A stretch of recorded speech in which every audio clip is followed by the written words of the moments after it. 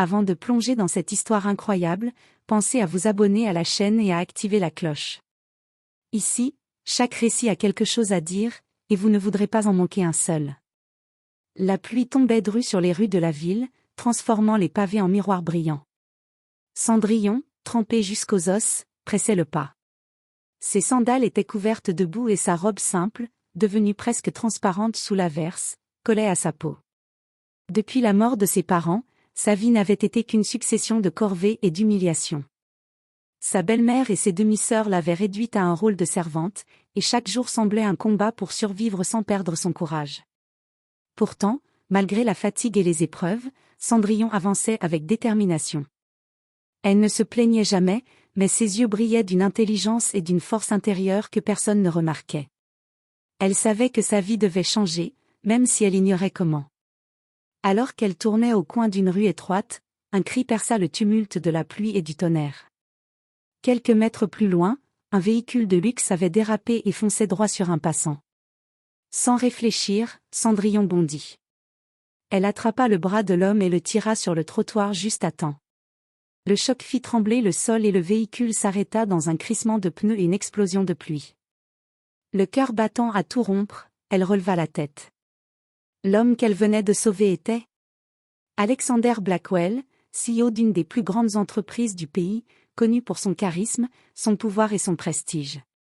Son visage était marqué par la surprise et la peur, mais ses yeux bleus, d'une intensité rare, se posèrent sur elle avec une fascination immédiate.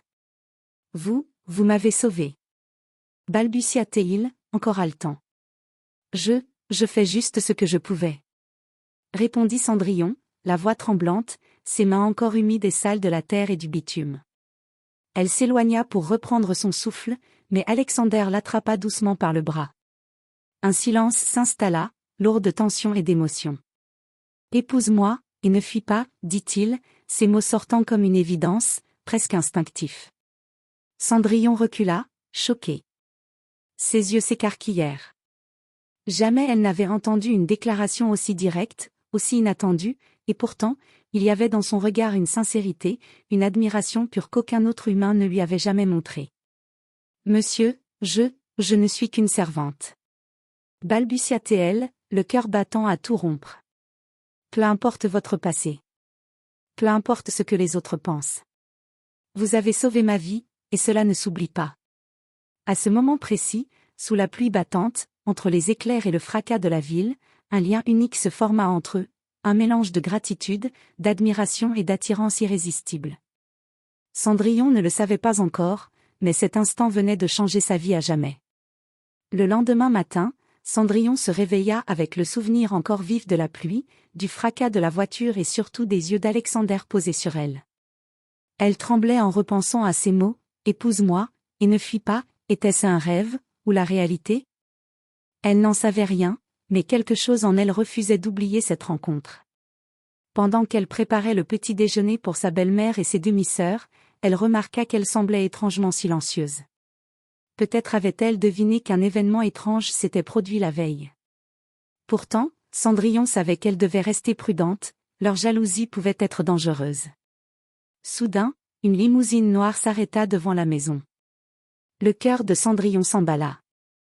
Avant même qu'elle n'ait eu le temps de comprendre, Alexander descendit du véhicule, élégant dans son costume noir parfaitement taillé, son regard déterminé fixé sur elle. « Cendrillon, je dois vous parler. » dit-il calmement, mais avec une urgence qui fit vibrer chaque fibre de son être. Elle sentit son souffle se couper. Jamais elle n'avait imaginé que le CEO de l'entreprise la retrouverait dans ce quartier modeste. « Monsieur, je ne peux pas. » murmura-t-elle, consciente de la différence énorme entre leurs mondes. « Peu importe votre vie, votre passé ou ce que pensent les autres, » répondit Alexander en s'approchant doucement. « Ce que je ressens est réel. Vous avez sauvé ma vie, et je ne peux pas simplement vous laisser disparaître. » Cendrillon baissa les yeux. Le doute et la peur se mêlaient à un frisson inattendu. Elle savait que sa vie serait bouleversée si elle acceptait de le suivre. Mais elle sentait aussi qu'elle ne pourrait jamais ignorer cet homme, ni ce lien mystérieux qui s'était créé entre eux. « Je ne suis pas comme vous. » murmura-t-elle. « Je ne connais pas ce monde. Et c'est exactement pour cela que je veux que vous soyez avec moi, répondit Alexander, le sourire doux mais déterminé. Vous m'avez montré un courage que je n'ai jamais vu ailleurs. Vous m'avez sauvé, non seulement la vie, mais aussi quelque chose que je croyais perdu, l'espoir et le vrai sens de l'amour. Cendrillon sentit ses yeux se remplir de larmes. Personne ne lui avait jamais parlé ainsi. Jamais personne n'avait cru en elle de cette façon. Elle savait que son monde de servitude et de souffrance touchait à sa fin, mais pour cela, elle devait franchir un pas énorme, faire confiance à cet homme et à son destin. Très bien, murmura-t-elle finalement, sa voix tremblante mais résolue. Mais sachez que je resterai toujours moi-même. Je n'abandonnerai jamais ma liberté, ni ma dignité. Alexander s'agenouilla alors devant elle, prenant sa main dans la sienne. Je ne vous demanderai rien de moins que ce que vous êtes déjà. Et pour la première fois depuis longtemps, Cendrillon sentit que la peur et la douleur cédaient place à quelque chose de puissant et de vrai, l'amour et la liberté retrouvée. Cendrillon n'avait jamais imaginé entrer dans un monde comme celui d'Alexander. La limousine noire qui l'emmenait vers son Penthouse semblait appartenir à un autre univers. Les rues de la ville, qu'elle connaissait par cœur, disparaissaient derrière des vitres teintées et des lumières scintillantes. Lorsque la voiture s'arrêta devant l'imposant immeuble, elle resta un instant figée, les yeux écarquillés. L'entrée était massive, ornée de marbre et de dorure, avec un lustre qui étincelait comme un ciel étoilé. Alexander lui tendit la main, et malgré son appréhension, Cendrillon la prit. Ne vous laissez pas intimider par ce lieu. Ce n'est qu'un bâtiment. Ce qui compte, c'est que vous soyez libre ici, dit-il, avec un sourire rassurant. À l'intérieur, le Penthouse offrait une vue imprenable sur la ville. Les grandes baies vitrées laissaient entrer la lumière du jour, et chaque détail reflétait le goût raffiné d'Alexander, œuvres d'art, meubles modernes et élégants, une bibliothèque gigantesque remplie de livres rares. Pour Cendrillon, c'était fascinant et intimidant. Tout ce luxe semblait irréel, mais elle remarqua quelque chose d'étonnant. Alexander ne voulait pas la dominer par sa richesse, ni la rendre dépendante. Il voulait qu'elle reste elle-même, qu'elle garde sa simplicité et son courage. « Comment pouvez-vous vivre ici et rester, vous-même » demanda-t-elle, impressionnée mais honnête. « Parce que j'ai appris que rien ne vaut la sincérité et le cœur d'une personne. La richesse, le pouvoir, tout cela s'efface si on n'a pas quelqu'un à ses côtés qui est vrai. Et vous, vous êtes vrai. » Ces mots frappèrent Cendrillon comme un éclair. Personne ne l'avait jamais vue ainsi. Personne n'avait jamais reconnu sa valeur. Elle sentit son cœur s'emballer et une chaleur inconnue se répandre en elle. Mais ce nouvel univers n'était pas sans défi.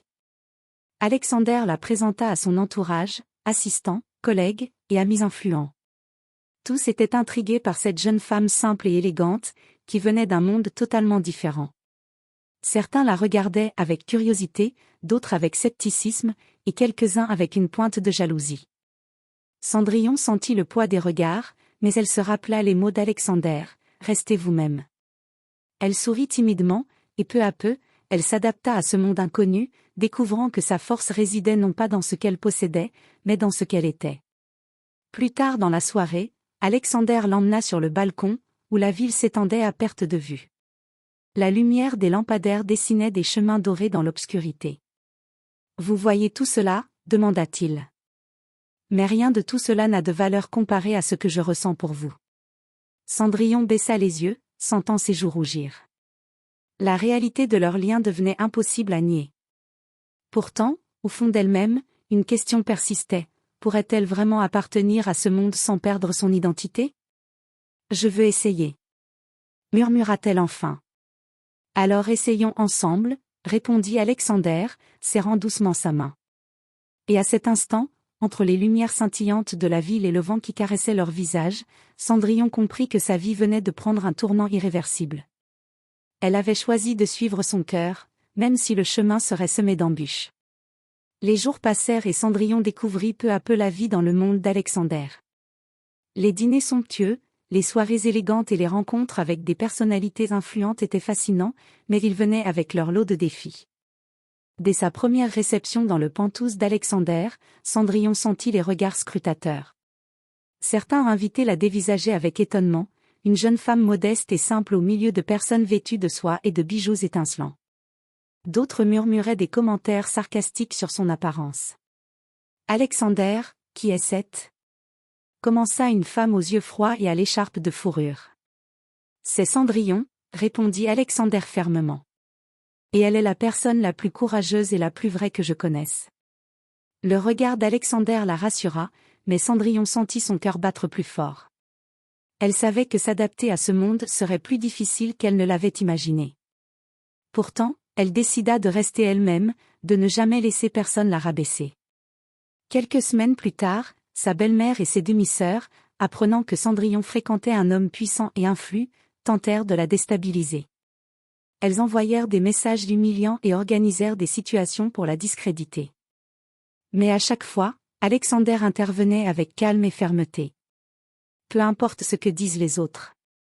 Je sais qui vous êtes, et c'est ce qui compte, disait-il souvent, serrant sa main. Malgré cette protection, Cendrillon ressentait une pression nouvelle. Elle devait apprendre à naviguer dans un monde où chaque geste était scruté, chaque mot analysé. Mais chaque épreuve renforçait sa confiance et sa détermination. Elle comprit qu'elle ne pouvait pas fuir ses racines, ni oublier d'où elle venait, même au milieu du luxe et de la richesse.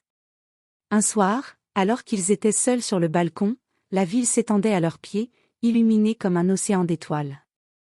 Alexander la regarda intensément. « Vous savez, je ne vous ai pas choisi pour votre beauté. » dit-il. « Je vous ai choisi pour votre cœur, pour votre courage, pour la façon dont vous voyez le monde. » Cendrillon sentit ses larmes monter. Elle avait toujours été invisible pour la société, ignorée ou méprisée. Et maintenant, cet homme puissant et admiré la regardait comme si elle était la personne la plus précieuse au monde. « Je veux être digne de vous, » murmura-t-elle. « Vous l'êtes déjà, » répondit Alexander, déposant un baiser léger sur son front. Mais même dans cet instant de bonheur, une ombre planait. La jalousie, la curiosité des autres et la peur de perdre son identité planaient sur elle. Cendrillon comprit que pour aimer et être aimée dans ce monde nouveau, elle devait non seulement rester forte, mais aussi apprendre à se défendre contre les ambitions et les intrigues des autres. Et pour la première fois, elle sut que sa véritable épreuve ne résidait pas dans le luxe ou la richesse, mais dans sa capacité à rester fidèle à elle-même face à un monde qui pourrait tout tenter pour la changer. Cendrillon avait maintenant trouvé ses repères dans le monde d'Alexander, mais la tranquillité était fragile. Une nouvelle menace se profilait, les jalousies et les rumeurs de son entourage, et même certaines de ses propres craintes. Un matin, alors qu'elle organisait un déjeuner avec Alexander, elle reçut un message anonyme. « Vous ne méritez pas ce monde. Il finira par vous écraser. » Le cœur de Cendrillon se serra. Était-ce un avertissement, ou une tentative de la faire douter d'elle-même? Elle se confia à Alexander, qui prit ses mains dans les siennes avec détermination. « Peu importe ce que les autres pensent. Nous faisons notre chemin ensemble. Vous êtes plus forte que vous ne le croyez. » Mais la vie semblait décidée à tester leur lien. Lors d'une réunion importante avec des investisseurs étrangers, Cendrillon fut confrontée à des regards méprisants et à des insinuations sur sa position sociale. Une femme du conseil, manifestement jalouse de son ascension rapide, osa. « Monsieur Blackwell, vous êtes sûr que cette jeune femme est capable de comprendre nos affaires ?» Cendrillon sentit une montée de colère et de peur. Mais Alexander intervint immédiatement. « Elle n'est pas seulement capable, elle est brillante et perspicace. Et si vous doutez d'elle, c'est votre problème, pas le sien. » À ce moment, Cendrillon réalisa quelque chose d'essentiel. L'amour d'Alexander n'était pas basé sur son statut ou sa beauté, mais sur son courage et sa sincérité. Elle comprit qu'elle pouvait affronter toutes les épreuves tant qu'il était à ses côtés.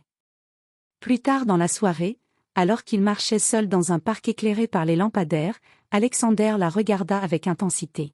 « Cendrillon, je sais que ce monde peut être cruel, mais je vous le promets, je vous protégerai toujours, autant que je le pourrai. » « Mais qu'adviendra-t-il si je faiblis ?» demanda-t-elle, la voix tremblante. « Alors je serai là pour vous relever. Mais vous êtes plus forte que vous ne le pensez. » À cet instant, Cendrillon sentit l'amour et la sécurité se mêler dans un mélange puissant et irréversible. Elle comprit que choisir Alexander n'était pas seulement un choix de cœur, mais aussi un acte de courage. Leur lien, forgé dans la tempête, dans le courage et la sincérité, était désormais prêt à affronter toutes les épreuves. Et dans cette nuit étoilée, Cendrillon sut que l'amour véritable n'était jamais simple, mais qu'il valait chaque bataille. Elle sourit, tenant fermement la main d'Alexander, prête à affronter le monde entier à ses côtés, consciente que leur histoire venait de franchir un seuil irréversible. Les saisons avaient changé depuis cette nuit pluvieuse où Cendrillon avait sauvé la vie d'Alexander. Leur vie, autrefois séparée par des mondes différents, s'était désormais entrelacée. Cendrillon n'était plus seulement la jeune fille timide et soumise de jadis, elle était devenue une femme confiante, forte et digne, capable de se tenir aux côtés d'un homme aussi puissant qu'elle était courageuse. Le Penthouse d'Alexander, autrefois intimidant et luxueux, était devenu un refuge.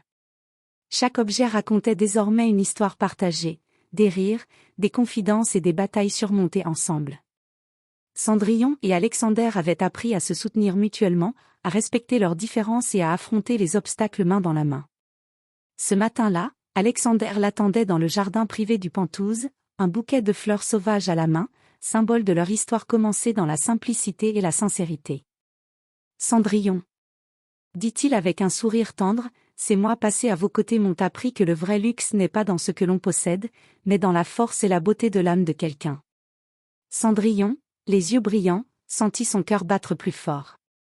Elle avait traversé la peur, la jalousie, le doute et l'humiliation, mais rien n'avait pu éteindre la lumière de son courage ni l'amour qu'Alexander avait pour elle. « Je ne suis pas parfaite, » murmura-t-elle.